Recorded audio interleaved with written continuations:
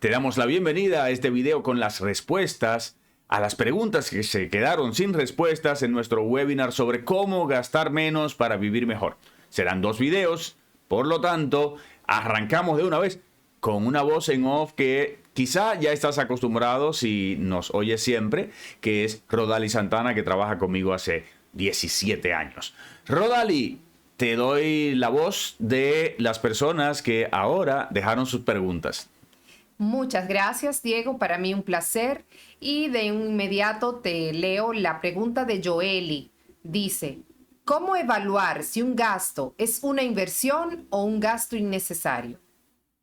Bueno, creo que esto tengo que explicarlo un poco mejor, porque supongo que pregunta cómo evaluar si la erogación de dinero es una inversión o un gasto. Ya si es un gasto innecesario, te lo diré en un momentito. Si es una inversión, te das cuenta porque te genera dinero. Lo pones en un lugar, no sé, puede ser un depósito a plazo, un certificado de depósitos, y eso te genera dinero, es una inversión. Que no es lo mismo que un negocio, que cuando estás trabajando con el dinero, que es diferente a una inversión. Y si es un gasto, que no es una inversión, puede ser necesario o innecesario. Bueno, no tanto así, todos los gastos son necesarios. La pregunta es si cubre una prioridad que te has puesto o esa prioridad está más allá de las que tú tienes. Hay gente que le llama gasto innecesario cuando cubre una prioridad y me saca, no me deja dinero para cubrir otras prioridades que son más prioritarias. Por lo tanto, no es que sea innecesario el gasto, sino que no es el momento o no tengo el dinero para hacer ese gasto. Catherine hace otra pregunta y dice, ¿qué hago si gasto el dinero antes de tenerlo? Bueno, hackear tu mente y dejar de hacerlo. Normalmente uno lo puede hacer porque compra en cuotas o compra con la tarjeta de crédito o compra con un préstamo. Esas son circunstancias que cada una la tiene que dominar. Si compro en cuotas porque viene una amiga y me dice, mira, tengo una ropa, me la puedes pagar en cuotas, uno tiene que decir, ¿qué pasa si yo no compro esto hoy? Y si la respuesta es nada, no lo compres. Segundo, si es con la tarjeta de crédito y sabes que no te puedes aguantar porque eres una compradora impulsiva, no compulsiva, que ya es una enfermedad que hay que trabajar con profesionales de la salud, entonces tienes que decir, ok, yo no voy a andar con tarjetas de crédito que me permitan comprar más allá de lo que yo puedo pagar. O definitivamente no tener tarjetas de crédito porque me traen peores resultados que si las tuviera. Evelyn, otra de las participantes, preguntó, ¿qué puedo hacer cuando tengo en pagos mensuales de deuda el 90% de los ingresos? Definitivamente que tienes que hacer algo bien serio.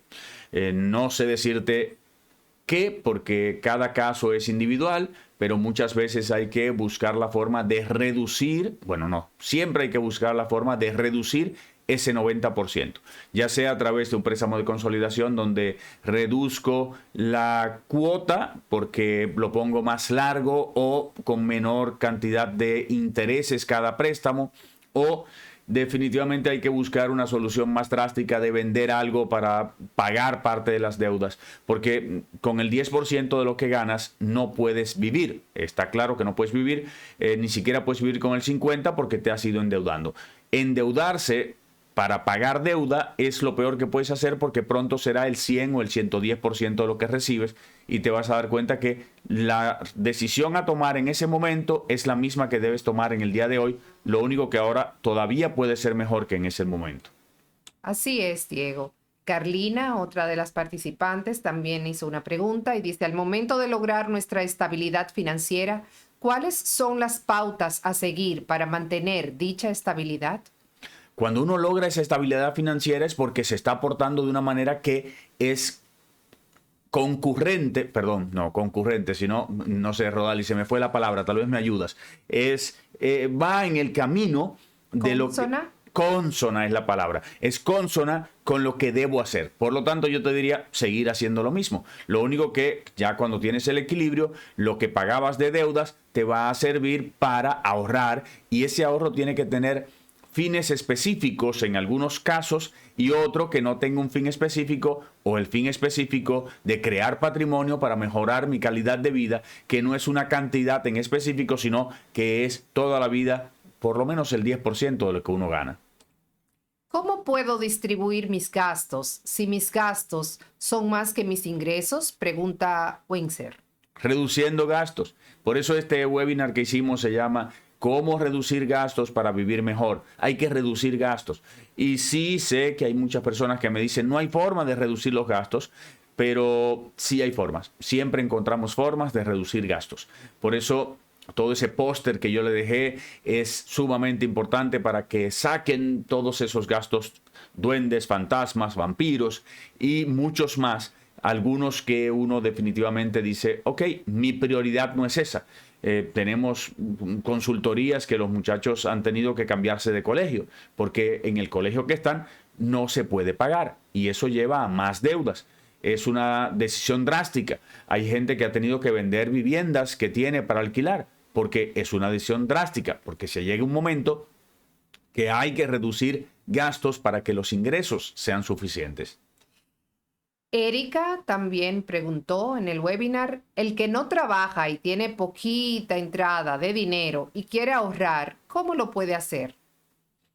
Bueno, ahí es un poco difícil porque para ahorrar hay que tener dinero. Si no trabajas, yo te diría, trata de generar dinero de alguna manera. Si no puedes trabajar, entonces es más difícil porque hay personas que no pueden trabajar ya sea por edad o por condición física, pero si no se gana dinero, no se puede ahorrar y si el ingreso es muy poco, es imposible ahorrar.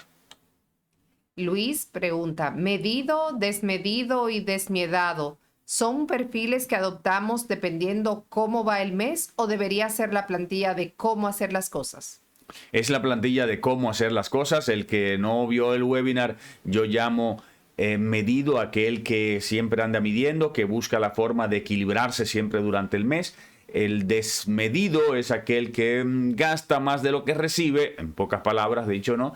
Y el desmiedado es el que ha hecho un patrimonio, que ha hecho ahorro y no tiene miedo de ahorrar, de gastar, porque él sabe que lo que gana le da para lo que gasta y gasta en su mente de acuerdo a lo que tiene, no a lo que la sociedad le impone o lo que la moda le impone o lo que sea, sino que esa persona sabe que dispone de una cantidad y siempre está por debajo de la cantidad que dispone.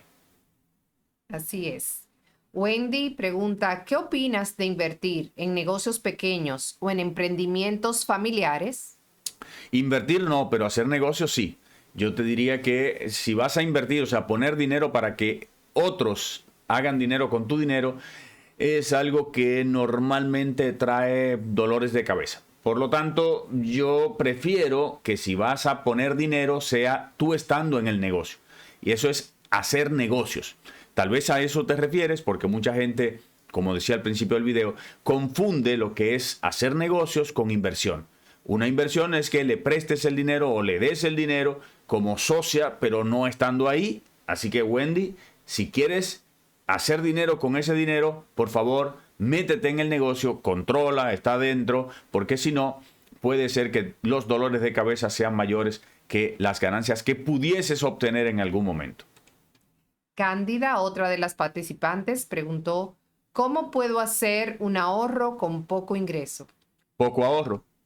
Es proporcional. Si tienes poco ingreso, parece poco el ahorro, pero es proporcionalmente igual. El 10% de 100 no es lo mismo que el 10% de 1000, pero es el 10%. Y el que vive con 100 es igual que el que vive con 1000. A él 100, o sea, el 10% de 1000, 100 para él es igual de poco que para alguien que gane 100 y guarde 10. Por lo tanto, pensemos en el porcentaje y no en la cantidad, porque el que gana poco, poco le es suficiente. Sara dice, destino un monto para ahorros, pero tengo deudas. No quiero tomar de esos ahorros para saldarlas porque son para una meta. ¿Debería de, por una única vez, usarlos y cancelar para luego manejarme solo con lo que me entra y no con más? ¿O debería ir pagándolas progresivamente hasta terminar, iniciando con esto de gastar menos o solo lo que recibo? Bueno, hay muchas preguntas en una. La idea es que tienes una deuda y tienes ahorros y tienes ese ahorro para lograr algo en tu vida. ¿Qué es prioritario para ti? Crear el patrimonio, reducir las deudas o hacer eso que quieres hacer con ese dinero. Eso es lo que tienes que definir, qué es prioridad. Muchas veces, como yo decía en el webinario, las deudas no son tan malas porque son una deuda de una hipoteca de mi casa. Lo que estoy haciendo es, en vez de pagar un alquiler, estoy pagando eso. Pero en caso de que sea una deuda no productiva que tomaste por en algún momento hacer un viaje o no tener ahorro suficiente para hacerle frente a un gasto, yo te diría que tienes que definir cuál es tu prioridad. Si lo que quieres es tener un equilibrio financiero lo más rápido posible, entonces hay que pagar la deuda, pero sin quedarte sin ahorros para emergencias, o sea, para lo que se puede convertir en una emergencia si no tienes ahorros. Lo que yo llamo tener liquidez. Es importante entender esto. Mi patrimonio es lo que tengo menos lo que debo. Eso me da un patrimonio. Cualquiera de los dos que cambia el número final. Vamos a decir, yo tengo 10 y debo 5, entonces me quedan 5. Si yo aumento 1, me van a quedar 6. Si yo reduzco 1 de deuda, me van a quedar 6. La diferencia es que cuando yo reduzco 1 de deuda, eso se convierte en una avalancha, en una bola de nieve, porque ya voy a poder reducir más rápido posible porque no estoy generando tantos intereses. Y eso hace que mi patrimonio comience a subir más rápido que tratando de tener más. Por lo tanto, es más rápido crear patrimonio reduciendo deuda que aumentando capital. Y luego que no tengo deudas, aumento mi capital y tal vez llegas más rápido a la meta que quieres lograr. Excelente. Arelis también pregunta, ¿cómo puedo ayudar a mi hijo a comprar un apartamento donde ya pagó la mitad del valor? Tengo dinero en pesos, él lo compró en dólares. ¿Qué me recomienda en cuanto a prestarle y en vez de él pagarle al banco los intereses altos, pagarme a mí más bajos? No deseo perjudicarle, pero ¿cuál es mi garantía? El mundo da muchas vueltas y me preocupa no pueda cumplir o quedarme mal. A mí siempre me preocupa eso, depende de cada uno, pero si ya tienes esa preocupación, mejor no lo hagas. Deja que él calcule bien y logre en su vida lo que tiene que lograr. Lamentablemente, cuando una persona se casa, son dos, y son dos cabezas que piensan diferente. Cada uno tiene sus formas de vivir, sus formas de gastar, y en ocasiones comienzan a hacer gastos y no les alcanza para devolverte a ti. Pero si es al banco una obligación, sí lo harán.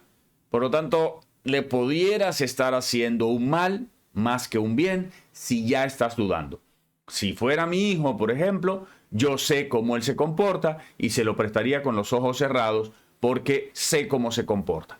Y sé sus ingresos, sé lo que tiene. Y yo estaría haciendo un gran negocio porque, digamos, estaría recibiendo un ingreso mayor que si lo tengo en el banco. Y para él sería un gran negocio porque estaría pagando menos que si fuera un banco. Pero depende de cada uno. Por lo tanto, no hay una receta común para todo el mundo, sino que mira bien y si ya tienes dudas, entonces yo no lo haría. Rómula, otra de las participantes, pregunta, debo 45,000 de un préstamo y 25,000 en un diferido de una tarjeta, a la cual le debo 27,000. ¿Cuál de las deudas debo pagar primero? ¿Es mejor no tener tarjetas de crédito? Bueno, son dos preguntas. La primera, naturalmente que el diferido genera más intereses. No sé tú, Rodali, con tu experiencia bancaria, ¿qué me dices? Pero la segunda pregunta que dice, no debo tener tarjetas de crédito, depende de cada uno. Yo tengo varias tarjetas de crédito y le saco el mayor de los provechos en el webinar de cómo trabajar con las tarjetas de crédito, o sea, cómo ser asertivo con las tarjetas de crédito, lo expliqué muy bien de cómo nosotros debemos utilizar las tarjetas de crédito. Por lo tanto, la tarjeta de crédito es un martillo. Puedo construir una casa o destruir una cabeza. Depende de uno. Pero si no la sé usar bien, yo debería decir mejor no tengo. Si tienes tantas dudas, deberías no tenerla. Entonces, Rodali, te dejo con la pregunta de eso del diferido, que para mí es lo más caro. En este caso, los 27,000 son los más caros, que son lo que ella le debe a la tarjeta. La tarjeta es mucho más caro que el diferido. Hay que recordar que las tarjetas en República Dominicana, donde hicimos el webinar y de donde viene esta pregunta, es un 60% anual el costo de financiar la tarjeta sin calcular los otros cargos que la tarjeta contiene. Así que normalmente los diferidos, cada banco es diferente, pero hay diferidos de un 2.5 a un 3, a un 2, mucho menor que ese 5 que tiene la tarjeta. Entonces, primero los 27,000, luego los 25,000 y luego los 45,000. Sería el orden en dado caso. Y como bien le dijiste, todo lo demás es lo más importante. No endeudarse con la tarjeta y si no puede aguantarse, no tenerla.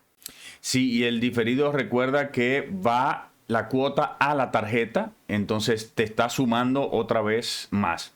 Así como dice Rodali, primero tarjeta, después diferido y el préstamo poco a poco si no quieres saldarlo rápidamente.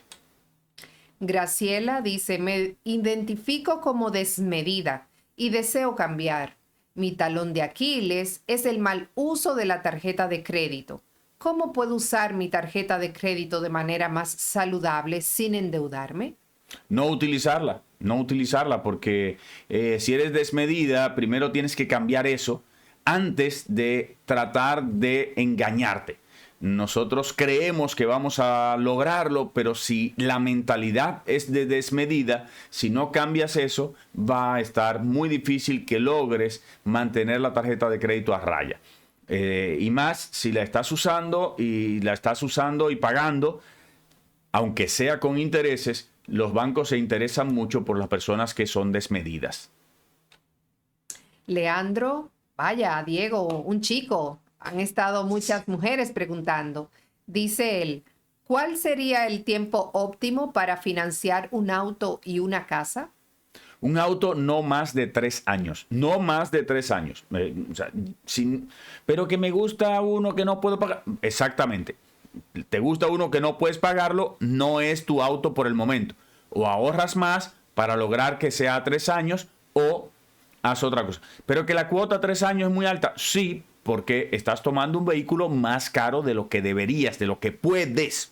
Ok, la casa, lo ideal sería 15 años, pero a 20 años todavía se puede hacer porque uno lo que hace es que en vez de reunir el inicial suficiente, lo pasa a 20 años, aunque los primeros 3, 4 años pague muchos intereses, pero a partir de ahí ya comienza uno a tener una holgura y poder hacer abonos, entonces paga en menos de 15 años haciéndole abonos. Así es. Noris dice, ¿es recomendable comprar un vehículo usado con préstamo a 3 o 5 años? A 3, como la pregunta anterior, a 3, no a 5. Aunque el vehículo sea usado. Aunque sea usado.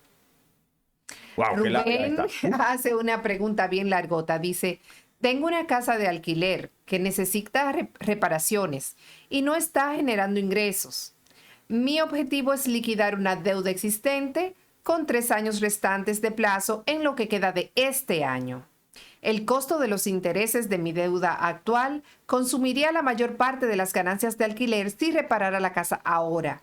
Por eso, mi estrategia actual es no reparar la casa por el momento y en su lugar estoy haciendo pagos adicionales al capital de mi deuda según puedo. Mi pregunta ¿es esta la estrategia más eficiente financieramente? ¿Debería priorizar reparar la casa para generar ingresos o continuar enfocándome en eliminar la deuda primero? Yo creo que lo que estás haciendo es lo más preciso porque si no te estarías endeudando más. No te va a generar suficiente. Yo creo que la estrategia que has tomado es la más adecuada según la situación que me planteas. Bueno, aquí terminamos con el primer video. pasamos de inmediato al segundo para que no te pierdas nada y no se quede ni siquiera una pregunta sin responder de esas que en el webinario sobre cómo reducir gastos para vivir mejor quedaron sin responder de manera presencial.